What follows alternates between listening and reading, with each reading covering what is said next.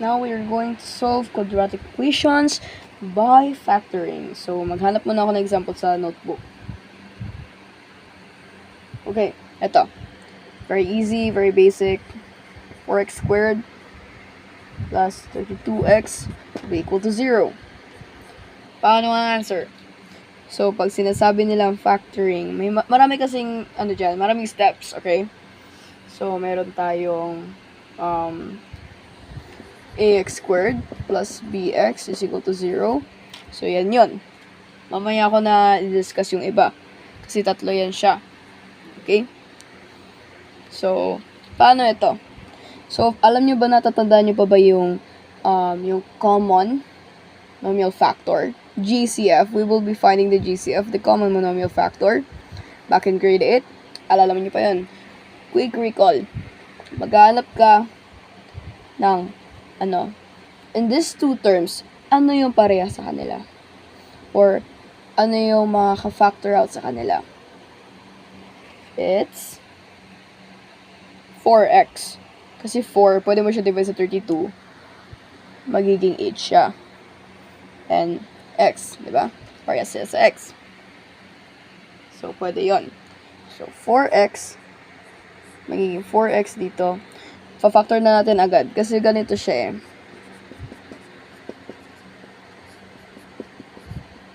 Wait. Diba ganyan? So, eto, 4x. Ibig matatanggal na yung x. So, magiging x na lang yan. And yung 432, tanggal na yung x. Magiging 8. So, magiging 4x times the quantity of x plus 8. So, yan na yung magiging base natin. Hindi pa yun yung sagot. Kasi, kailangan pa nating hanapin yung x sub 1 and x sub 2. So, 4x plus x plus 8, right? 4x plus, times the quantity of x plus 8. Pagkatapos yan, hanapin na natin yung x sub 1 and x sub 2. Notice na may dalawang x. Diba? Nakahiwalay na sila. So, this will be the x sub 1, and this will be the x sub 2. So, ganito yun. Always, by the way, hindi ko nasabi from my previous videos or lessons, always equate first to 0 yung mga x. Pag kukuha ka x sub 1 and x sub 2, always equate them to 0. So, 4x sub 1 is equal to 0. X plus 8 is equal to 0. X sub 2. Yan. So, we transpose this muna. So, dito, natural, tatanggalin natin yung constant. So, we will divide both terms by 4.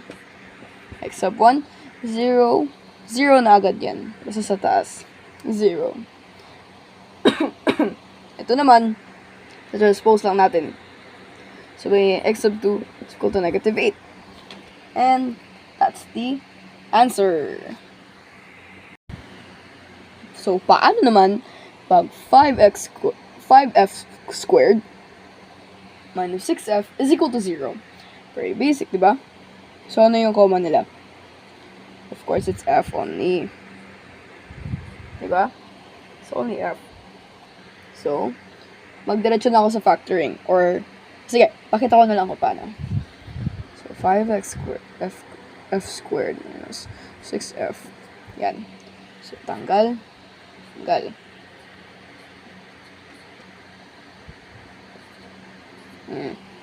Notice, may dalawang f sa two sides. So, possible. So, f sub 1 is equal to 0. 5f sub 2 minus 6 is equal to 0. O, ito. Sagot na agad yan. Hindi na natin gagalawin yan, ha? Ito naman, transpose lang muna. F sub 2. Katapos nyan, pupunta tayo dito. Dito na lang. So, sige, dito na lang. So, i-over natin yan sa 5 kasi tatanggalin natin yung constant dito. So, magiging f sub 2 is equal to 6 over 5. So, ganyan. Huwag ka matakot sa fractions. Okay lang yan. Go to the next skill. Kasi di ba kanina, ax squared plus bx is equal to 0. Ngayon naman, ax squared plus bx plus c is equal to 0, where a is equal to 1. Pero, hanggang ngayon lang yan. Mamaya hindi na yan 1. Okay? So, ito example natin m squared plus 30 is equal to negative 11m. Okay. Bura natin ito. So, first, we need to write it in standard form. Transpose natin. Dito natin isulat sa taas. Okay, so since m to, this is bx. Mas mauna siya. Di ba? Okay. So, pagkatapos niyan, naalala niyo yung tinuro ni Ma'am Adaya or ni Ma'am Shermy that when you pick two numbers and you add them together, they will have the sum of 11. But when you multiply them together, they will have the product of 30. Tandaan niyo yun. So, yun. So, ito, m squared. So, pwede natin siyang i-expand as... Okay. So, hanap tayo ng two numbers na magiging product niya is this at magiging sum niya ito. So, alam niyo na? 6 as 5. 6 at 5. Okay? Now, let's find the m sub 1 and m sub 2. So, notice may dalawa ng m. So, they represent m sub 1 and m sub 2. So, m sub 1 plus 6 equal to 0. Always equate. So, m sub 2 plus 5 is equal to 0. So, m sub 1 is equal to negative 6. Transpose yan. M sub 2 is equal to negative 5. So, mostly, ganyan lang yan. Ganyan lang siya kadali sa factoring. It won't get any more difficult. So, let's move on to skill number 3. So, medyo wala akong maambag dito kasi this actually, ano lang to sa preference mo lang kung anong gusto mong technique ang gamitin mo. Kasi ang skill number 3 is ax squared plus bx plus c is equal to 0 where a is not equal to 1. Kanina, di ba, equal to 1?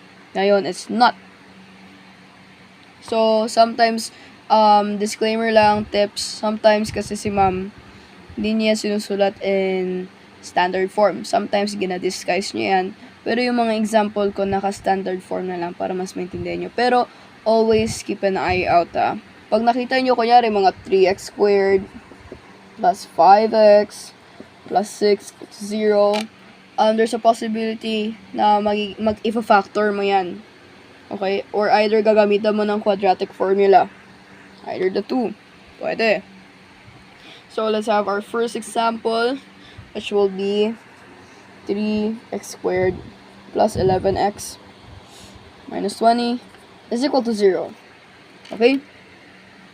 So, as I said, ano lang yan sa technique.